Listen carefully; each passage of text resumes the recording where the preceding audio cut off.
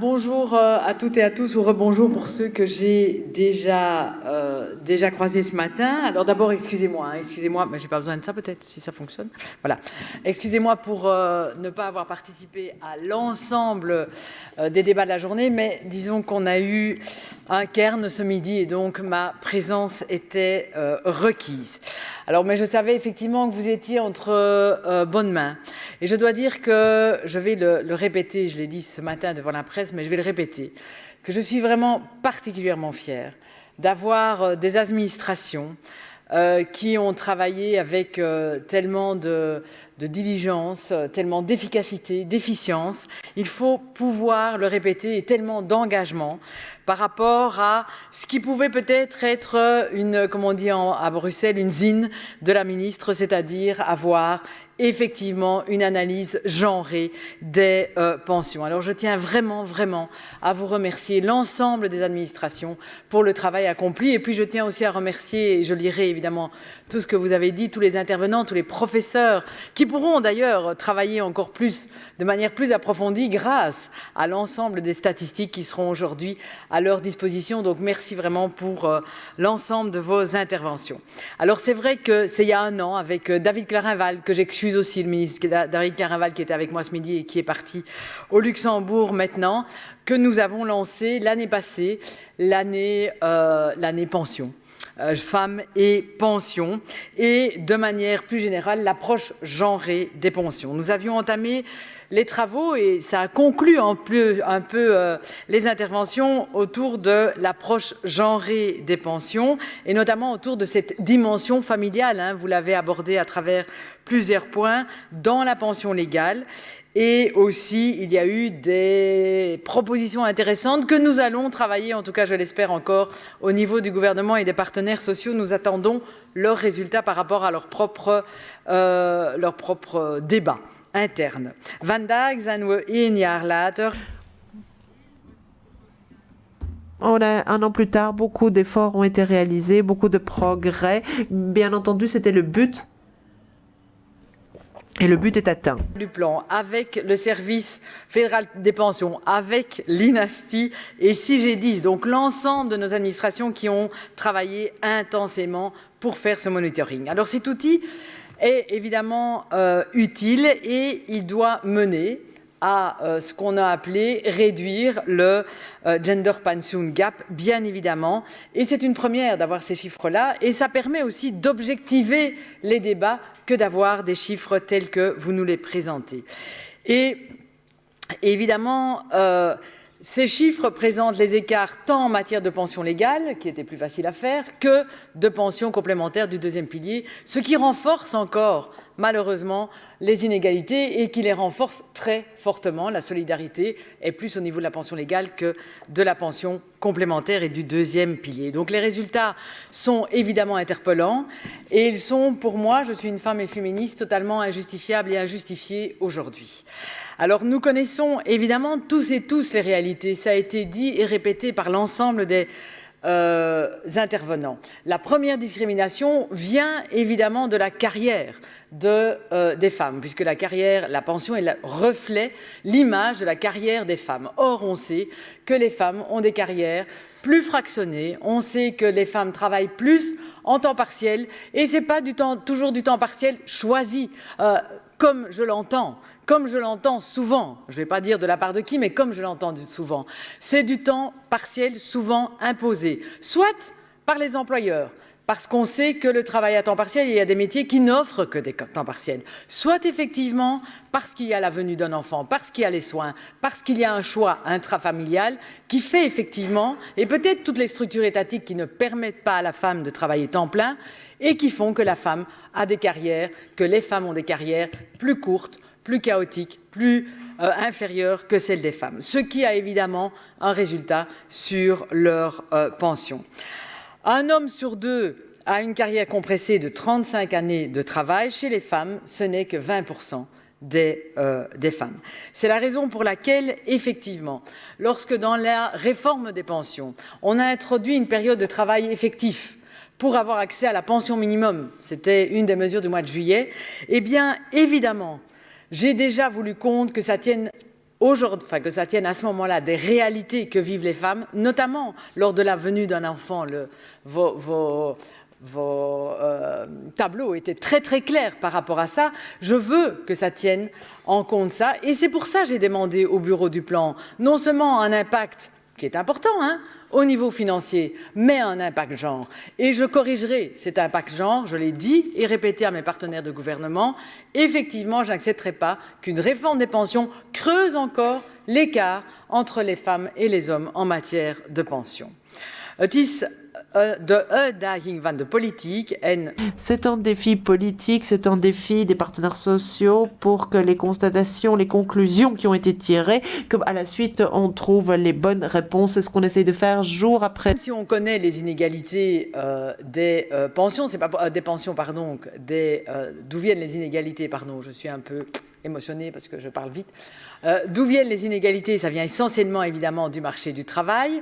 J'ai aussi travaillé en matière de pension en tant que ministre des pensions, même si on sait que les inégalités se trouvent dans la vie professionnelle. Alors c'est vrai que j'ai déjà réessayer de réduire à mon niveau les inégalités et augmenter la pension minimum de manière significative comme on le fait. Hein. Je rappelle qu'elle va être augmentée de 400 € bruts par mois pour les pensions minimum. On sait que c'est lutter contre la pauvreté des femmes et la discrimination envers des femmes puisque majoritairement ce sont des femmes qui ont accès à la pension minimum. Lorsque l'on augmente de manière significative la GRAPA, on sait aussi qu'on répond à un constat que l'on fait, la pauvreté des femmes si les femmes se retrouvent seules face à leur pension. Donc c'est important.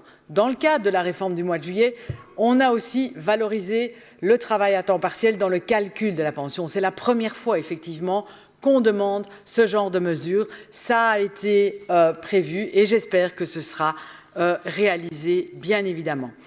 Alors, on a parlé de la pension de survie. Alors, il y a pas mal de femmes qui n'ont pas, malheureusement, de jeunes veuves qui n'ont pas accès aujourd'hui à la pension de survie et donc elles ont accès à l'allocation de transition, comme on appelle.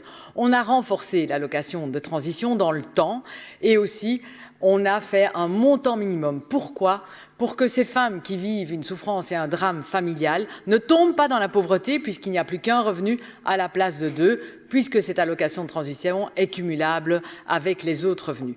Mais nous avons aussi, avec le ministre David Clairin-Val, trouvé enfin un accès à la pension minimum pour les accueillantes d'enfants, qui permet d'ailleurs à d'autres femmes de travailler en toute quiétude, et pour les conjointes aidantes qui, enfin, auront demain un accès à la pension minimum. Donc vous voyez qu'on a déjà travaillé pour diminuer ce gap entre les hommes et les femmes en matière de pension. Alors c'est vrai, on va entamer aussi les discussions en matière de dimension familiale et d'individualisation des droits.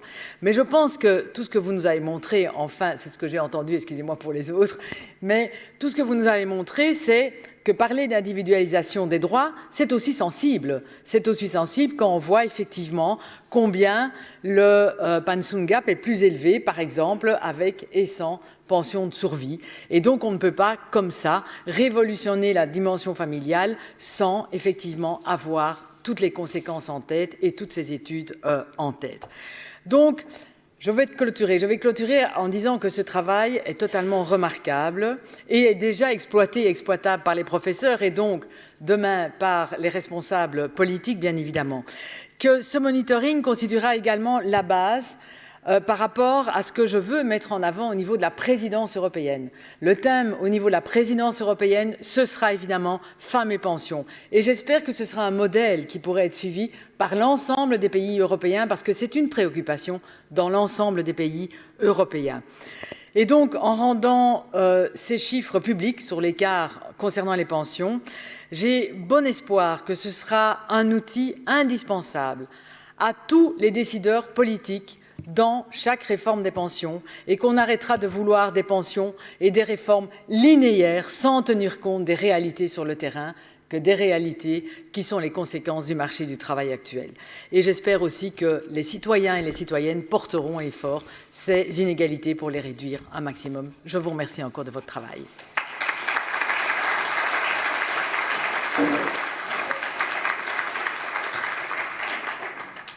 We hadden enkele weken geleden eigenlijk al afgesproken tussen de Federale Pensioendienst, RSVZ en Sigidis dat als het om politieke redenen zou mislopen met het programma, dat Sarah... On avait dit que Sarah Neel ferait l'intro et moi je pourrais vous inviter à prendre un verre. Ça c'était le type de ce qui était prévu puisque les femmes font l'administration et dirigent le pays. Nous on pouvait aller au café. Je ne vais pas résumer la journée parce que là on a déjà eu beaucoup de choses, mais à deux fois j'ai dû me mordre la langue, donc je vais profiter de la liberté qui m'est offerte pour souligner un certain nombre de choses. Alors la pension de survie, pour commencer, je me rappelle, parce que je suis assez âgée pour cela, en 2006-2007 nous avons fait femmes et pension, maintenant c'est genre et pension, et là la pension de survie, c'était pas la solution pour le fossé, mais l'origine du fossé. Parce que si le partenaire disparaissait, ben souvent on arrêtait sa carrière. C'est aussi une question d'étude. Et je pense que, bon, c'est une conclusion importante et ça date de avant l'allocation de transition. C'est tout à fait différent à l'époque et je voudrais savoir si ces effets jouent toujours maintenant pour les pensions de survie récentes. Deuxième chose, le split des pensions. La plupart ou certains le savent en tout cas que je suis tout à fait en faveur d'un split des pensions très radical. Je pense que quand on entend ce qui a été dit, en fait, que là, il y a des habitudes culturelles profondes qui font qu'il y a dans chaque pays des choses différentes par rapport aux tâches effectuées dans les familles. Et je pense qu'il y a deux choses.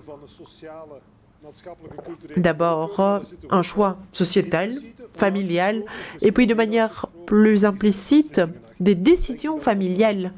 Et là, je pense qu'il faut avoir une bonne distribution entre la solidarité familiale et sociétale.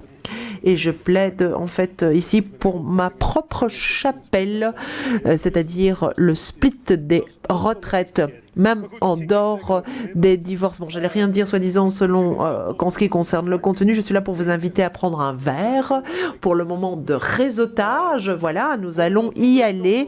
Mais avant de le faire, je tiens à remercier les différentes personnes qui sont toujours au sein de l'Inasti, au sein de la Tour des Pensions, qui ont pris la parole. Mais il y en a d'autres qui ont vraiment travaillé avec cœur, avec acharnement, avec dévouement pour avoir investi beaucoup de temps de moi. Ça a été plus complexe que simplement jeter des données dans un chapeau, agiter le chapeau et en sortir des statistiques sans le savoir. Vous avez déjà applaudi ces gens, mais je voudrais qu'on les réapplaudisse une fois de plus, tous ces experts qui ont travaillé ces derniers mois pour obtenir ce résultat.